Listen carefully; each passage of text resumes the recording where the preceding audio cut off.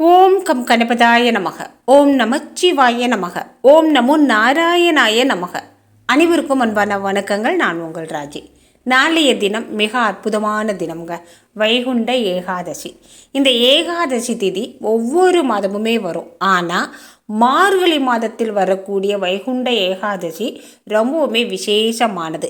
இந்த மார்கழி மாதத்தில் வரக்கூடிய வைகுண்ட ஏகாதசி தினத்தன்று நம்ம பெருமாளை வழிபாடு செய்தால், அவருக்கு விரதம் இருந்து வழிபாடு செய்தால், அல்லது நம்மளை எப்படி முடியுமோ அந்த அளவுக்கு அவரை நம்ம வழிபாடு செய்து அவருக்கு உரிய மந்திரங்களை சொல்லி வழிபாடு செய்து அன்றைய நாளில் ஒரு நிமிடமாவது நாம் பெருமாளை நினைக்கிறப்ப 23 ஏகாதசி விரதம் இருந்து பெருமாளை வழிபாடு செய்த பலன் நமக்கு கிடைக்குங்க.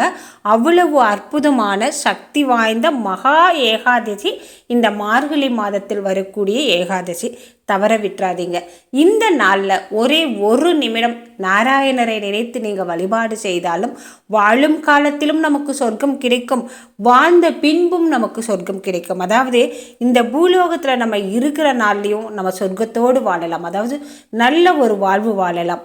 மேலோகம் சென்றால், அதாவது நம்மளுடைய இறப்புக்கு பின்பும் நமக்கு நல்ல ஒரு மோட்சம் கிடைக்கும், நல்ல ஒரு கதி கிடைக்கும் அப்படின்னு பெரியவங்க சொல்லியிருக்காங்க, ஆன்மீக பெரியவங்க. இந்த வைகுண்ட ஏகாதசி திதி என்று நீங்கள் கண் விழித்து விரதம் இருந்தாலும் சரி, உபவாசம் இருந்து விரதம் இருந்தாலும் சரி, எதுவுமே செய்யாமல் பெருமாளை ஒரே ஒரு நிமிடம் நினைத்தாலும் சரிங்க, அதற்கான பலன் முழுமையாக கிடைக்கும். அவ்வளவு சிறப்பு வாய்ந்த சக்தி வாய்ந்த அற்புதமான நாள் மார்கழி மாதத்தில் வரக்கூடிய வைகுண்ட ஏகாதசி.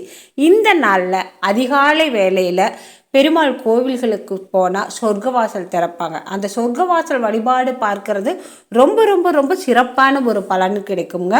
முடிஞ்சால் அதிகாலை எழுந்து பெருமாள் கோவிலுக்கு பக்கத்தில் உள்ள பெருமாள் கோவிலுக்கு சென்று இந்த சொர்க்கவாசல் திறப்பை பாருங்கள். வாழ்வில் சிறப்பான ஒரு நல்ல ஒரு மாற்றம் கிடைக்கும். இத்தனை நாள் கஷ்டப்பட்டுட்டு இருந்திருந்தாலும் இனி வரும் நாள் சிறப்பான நாளாக இருக்கும். வைகுண்ட ஏகாதசி திதியில் நம்ம பெருமாளை வழிபாடு செய்கிறப்ப நமக்கு தெரியாமல் நமக்கு பின்னால் நின்று நமக்கு சதி செய்கிறவங்களுடைய துன்பத்திலிருந்து நம்ம விடுபடலாம். அதாவது நம்ம கூடையே இருந்து நமக்கு நல்லது பண்ணுற மாதிரியே இருந்துட்டு நமக்கு பின்னால் போய் நமக்கு தேவையில்லாத சதி வேலைகளை செய்கிறாங்க இல்லையா, அவங்களுடைய துன்பங்கள்லேருந்து நம்ம விடுபடலாம். வைகுண்ட ஏகாதசி பிறந்த கதையை முதல்ல பார்க்கலாம்ங்க. அதன் பின்பு அன்றைய நாளில் நம்ம சொல்லக்கூடிய ஒரே ஒரு வரி மந்திரத்தையும் பார்க்கலாம். இந்த ஒரு வரி மந்திரம் சொல்லி நாராயணரை நீங்கள் வழிபாடு செய்கிறப்ப எப்பேற்பட்ட ஏழ்மையான சூழ்நிலையில் நீங்கள் இருந்தாலும், எப்பேற்பட்ட கஷ்டம் துன்பத்தில் இருந்தாலும் அந்த துன்பத்திலிருந்து நம்ம விடுபடலாம்ங்க. வைகுண்ட ஏகாதசி பிறந்த கதை. தேவர்களை முரண் என்ற அரக்கன் பயங்கரமாக துன்புறுத்திட்டு வந்தான். அவனுடைய துன்பத்திலிருந்து விடுபடணும், எப்படியாவது எங்களை காப்பாற்றுங்க நாராயணரே அப்படின்னு தேவர்கள் அனைவரும் போய் நாராயணனுடைய பாதத்தில் தஞ்சமடைகிறாங்க. நாராயணரும் தேவர்களுக்காக முரணோடு போர் புரிகிறார். இந்த போர் பல வருடங்களாக பல வருஷமாக நடந்துக்கிட்டே இருக்குது. போர் நடந்து நாராயணரே களைத்து போயிட்டார். அப்போ அவரே இந்த போரை எப்படி எளிமையாக முடிக்கலாம், கொஞ்ச நேரம் ஓய்வு எடுத்துகிட்டு வந்து இதற்கான ஒரு ஆலோசனையை நம்ம பண்ணிட்டு அதன் பின்பு அவங்க கூட போர் போடலாம் அப்படின்னு சொல்லிட்டு ஒரு குகைக்குள்ளே போய் ஓய்வு எடுக்கிறாரு. நாராயணர் ஓய்வு எடுத்துகிட்டு இருக்கிறப்ப மறைமுகமாக நின்று நாராயணரை தாக்க முயற்சி செய்கிறார் அரக்கன் முரண். அப்போ நாராயணருடைய உடல்லிருந்து ஒரு பெண் சக்தி வெளிப்படுது. அந்த சக்தி முரணை அழிச்சு போடுறாங்க. கண் விழித்து பார்த்த நாராயணர் ஆச்சரியப்பட்டு தன் முன்னால் நிற்கும் தன்னுடைய உடலிலிருந்து வெளிப்பட்ட அந்த சக்திக்கு ஏகாதசி என்று பெயர் சூட்டுறாரு. அந்த ஏகாதசி திதி ஒவ்வொரு மாதமும் வரும். இந்த நாளில் எவர் ஒருவர் எனக்காக கண் விழித்து விரதமிருந்து வழிபாடு செய்கிறாங்களோ அவர்களுக்கு வாழும் காலத்திலும் வாழ்ந்த பின்பும் நான் சொர்க்கத்தை அருள்வேன் அப்படிங்கிற வரத்தையும் ஏகாதசிக்கு கொடுக்கிறாரு. அதனால தான் ஆன்மீக பெரியவங்க ஏகாதசி திதி அன்று கண் விழித்து நாராயணரை வழிபாடு செய்தால் எதிரிகள் தொல்லையிலிருந்து விடுபடலாம். ஏகாதசி திதி அப்படிங்கிறது எதிரிகளிடமிருந்து நம்மை காப்பாற்றக்கூடிய திதி. திதிங்க.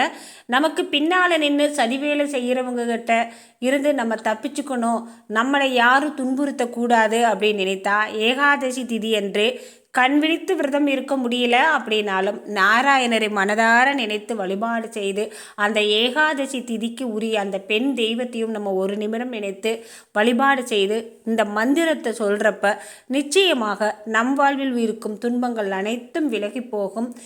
எதிரிகளும் பகைவர்களும் சதி செய்பவர்களும் நம்மை விட்டு விலகி போவார்கள். நல்ல உறவுகளும் நல்ல நட்புகளும் நம்மை நாடி வருங்க.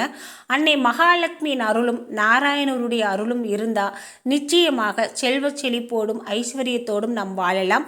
இப்போ இந்த ஏகாதசி நாளில் சொல்லக்கூடிய இந்த மந்திரத்தை ஒரு 27 முறை சொல்லி நாராயணரையும் அன்னை மகாலட்சுமியும் வழிபாடு செய்யுங்க. கஷ்டம் துன்பம் வறுமை அப்படிங்கிறது கடுகளவும் இருக்காதுங்க. வாழ்வு சுபிட்சமாக மாறும். ஓம் க்ரீம் ஸ்ரீ லக்ஷ்மி வாசுதேவாயை நம.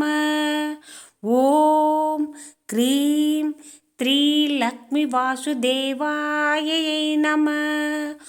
ஓம் க்ரீம் ஸ்ரீ லக்ஷ்மி வாசுதேவாயை நம. அற்புதமான மந்திரங்க. ஒரு வரி மந்திரம். நாராயணரையும் அன்னை மகாலட்சுமி தாயாரையும் நினைத்து சொல்லக்கூடிய மகா மந்திரங்க. இந்த ஏகாதசி நாளில் ஒரு 27 முறை சொல்லி அன்னையையும் ஐயனையும் வழிபாடு செய்யுங்க. துன்பம் கஷ்டம் பிணி வறுமை எதுவுமே நம்மை அண்டாது நல்ல ஒரு வாழ்வு நமக்கு அமையும். இந்த பதிவு உங்களுக்கு பிடிச்சிருந்தா மறக்காமல் ஒரு லைக்கும் கமெண்ட்டும் கொடுங்க. நண்பர்களுக்கும் உறவினர்களுக்கும் ஷேர் பண்ணி விடுங்க. மீண்டும் அடுத்த பதிவில் பார்க்கலாம்.